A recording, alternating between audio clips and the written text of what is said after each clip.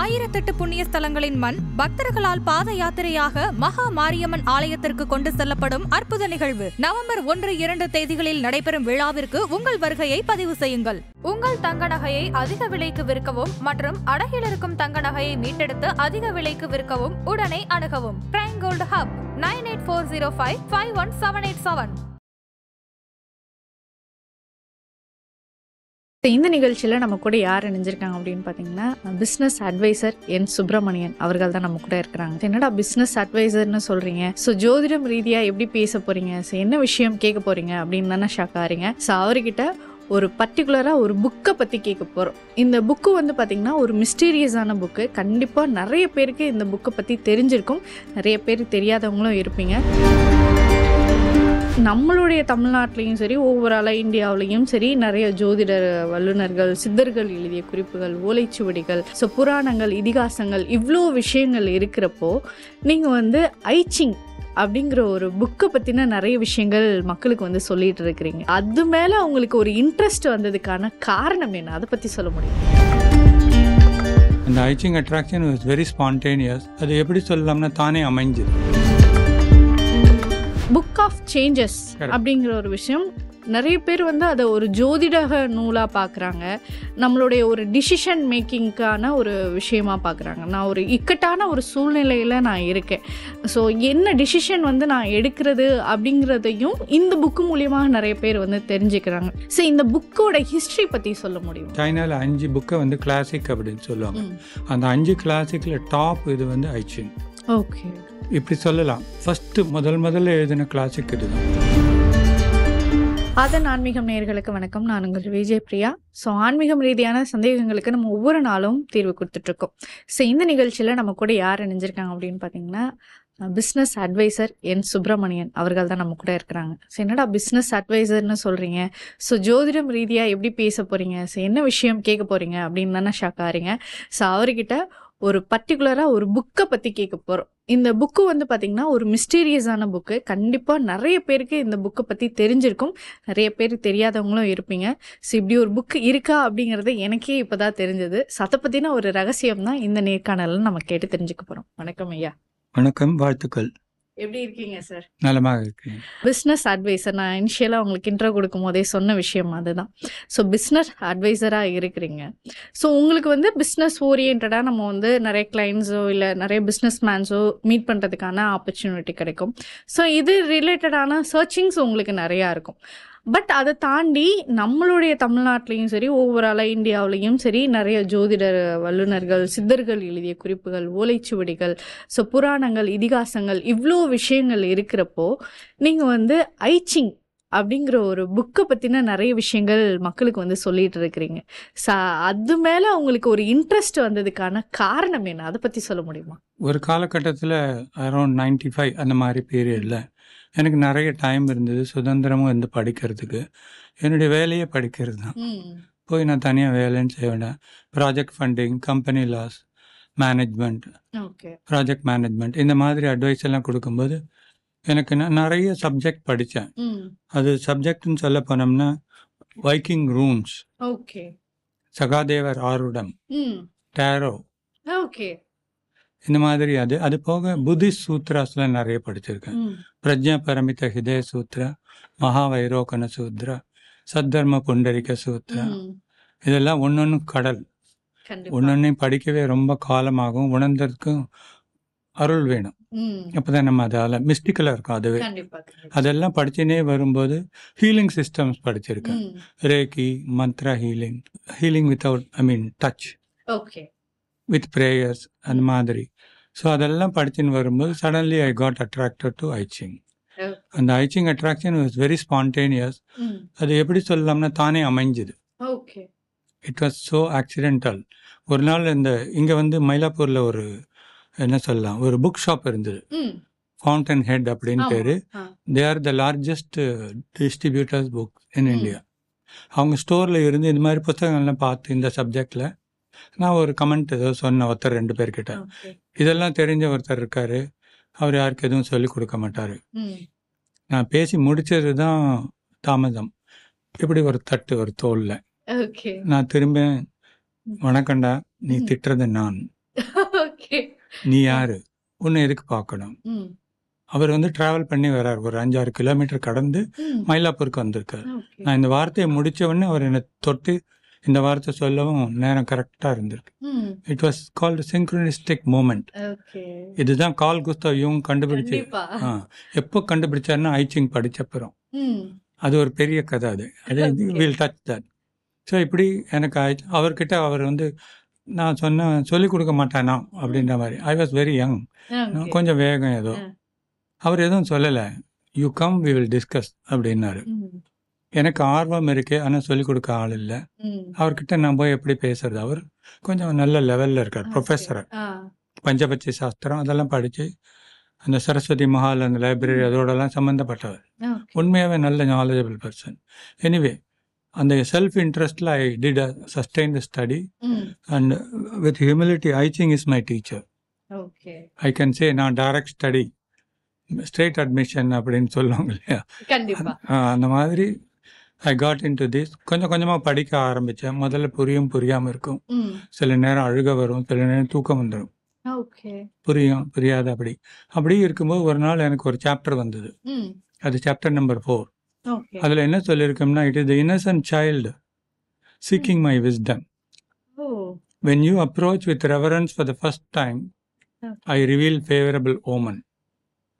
If you don't believe what I say, நான் சொன்னது நம்பிக்கை இல்லாமல் கேள்விகளை மாற்றி கோண கேள்வி ஏதாவது கேட்டேன்னா, ம். I don't give you favorable answer.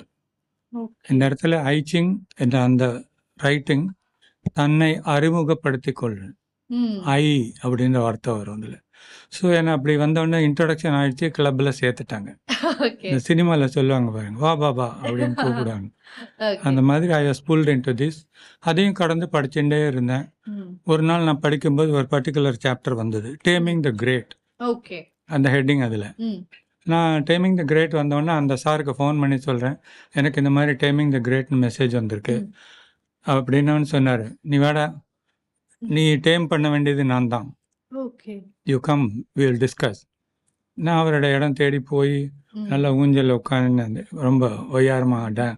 ம். அதெல்லாம் இப்படி ஆடி அவர் தான் எப்படி அஸ்ட்ராலஜி படித்தார், தான் எப்படி ஐச்சிங் படித்தார், அதில் அவருடைய இன்வால்மெண்ட் எப்படி, ம். அவர் லைஃப் எல்லாம் எப்படி வந்தது, அதெல்லாம் சொல்லி exchange of thoughts. Okay. So இப்படி வந்து it content the interest was sustained and then I travelled along. நான் இன்னும் படிச்சுட்டு இருக்கேன். ம். So okay. இதுதான் விஷயம் அதில். ஓகே. சரி, இப்போ பொதுவா நீங்க சொன்ன மாதிரி இப்போ நிறைய விஷயங்கள் இருக்கு. டேரட் அப்படிங்கிற ஒரு விஷயமே மேற்கிந்திய நாடுகள்ல இருந்து நமக்கு வந்ததுதான். ஸோ அப்படி எல்லாம் பார்க்கும்போது நீங்க அது ரிலேட்டடாகவும் நிறைய விஷயங்கள் படிச்சிருக்கிறீங்க. ஸோ ஒவ்வொரு விஷயமா நான் அதை கத்துக்கணும், அதன் மீது இருக்கிற ஆர்வம் வந்து அதிகமா போயிட்டே இருந்தது. ஒரு ஐச்சிங் அப்படிங்கிற ஒரு புக்குமே வந்து பாத்தீங்கன்னா ஒரு சர்ப்ரைஸான ஒரு விஷயமா தான் இருக்கு. அதுலயும் குறிப்பா இது வந்து சைனா, அதிகமா சைனாக்கள்ல வந்து இந்த ஐச்சிங் அப்படிங்கிற ஆமா. புக்கு வந்து நிறைய பேர் வந்து இன்னமும் பயன்படுத்துறாங்க அப்படிங்கிற ஒரு it's part of the practice in கண்டிப்பா. The religion. அதுல புக் ஆஃப் சேஞ்சஸ் Correct. அப்படிங்கிற ஒரு விஷயம் நிறைய பேர் வந்து அதை ஒரு ஜோதிடக நூலா பாக்குறாங்க. நம்மளுடைய ஒரு டிசிஷன் மேக்கிங்கான ஒரு விஷயமா பாக்குறாங்க. நான் ஒரு இக்கட்டான ஒரு சூழ்நிலையில நான் இருக்கேன், ஸோ என்ன டிசிஷன் வந்து நான் எடுக்கிறது அப்படிங்கிறதையும் இந்த புக்கு மூலியமா நிறைய பேர் வந்து தெரிஞ்சுக்கிறாங்க. ஸோ இந்த புக்கோட ஹிஸ்டரி பத்தி சொல்ல முடியுமா? Very good. இது வந்து என்ன சொல்லுவாங்கன்னா, சைனாவில் 5 புக்கை வந்து கிளாசிக் அப்படின்னு சொல்லுவாங்க. ம். அந்த 5 கிளாசிக்கில் டாப் இது வந்து ஐச்சிங். ஓகே. இப்படி சொல்லலாம். ஃபர்ஸ்ட் முதல்ல எழுதின கிளாசிக் இதுதான். ம். இது வந்து மேண்டரின் அப்படிங்கிற அந்த மொழியில் எழுதியிருக்கும். ஓகே. அந்த எழுத்துக்கள் வந்து படமாக இருக்கும். ம்.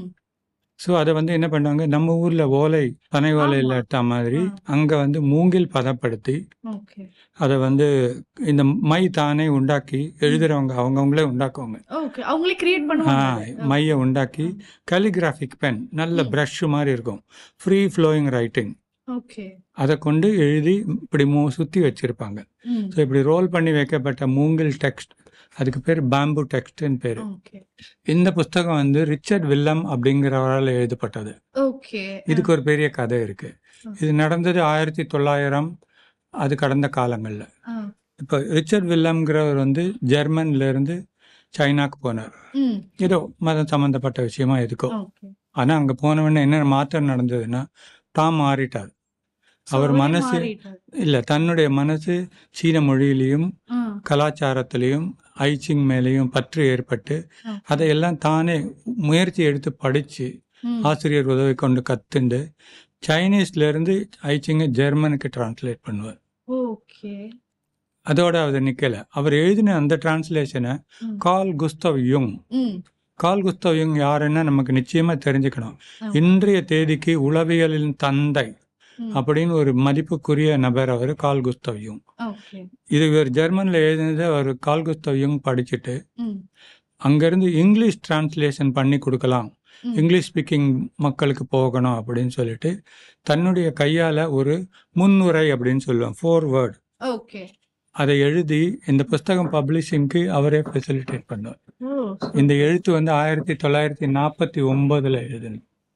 ஓகே, ஸோ புக்கு பார்க்கும்போதே ரொம்ப ஒரு பழமையான ஒரு புக்கு. என்னுடைய காப்பி ஒரு 30 வருஷம் புக்கு இது. சார், இந்த பேம்போ டெக்ஸ்ட் அப்படின்ற ஒரு விஷயம் சொல்லியிருந்தீங்க, மூங்கிலால் எழுதப்பட்டது அப்படிங்கிறது அர்த்தம். ஸோ இதுல நம்ம பார்க்கும்போது இது வந்து மன்னர்களால் எழுதப்பட்டது அப்படிங்கிற ஒரு விஷயம். யார் எழுதினாங்கிற கேள்வியை இப்படி வச்சுக்குவோம். முதல்ல எழுதினவர் ஒரு ராஜா, அவர் பேர் கிங் ஃபூ சி. அவங்க சவுண்ட் அப்படிதான் இருக்கும். அவர் வந்து வானுக்கும் மண்ணுக்கும் தொடர்பில் இருந்தவர்.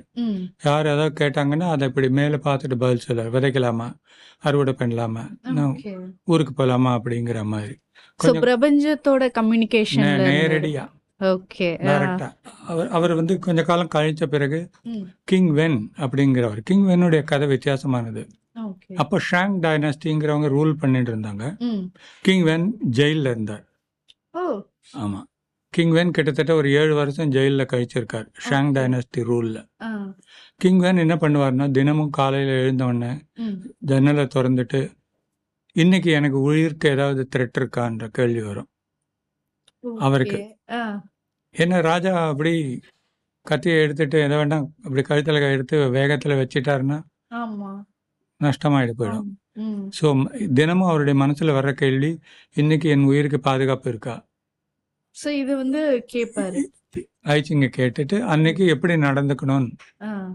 இப்படி கொஞ்சம் காலம் கடந்து வரும்போது ஒரு நாள் திடீர்னு என்ன வந்ததுன்னா, நீ இன்னைக்கு ஒரு என்ன சொல்றது, ஒரு கையால் ஆகாதவன், ஒரு ஒரு உபயோகம் இல்லாதவன், ஒரு பலவீனமானவனா உன்னை காட்டிக்கோ.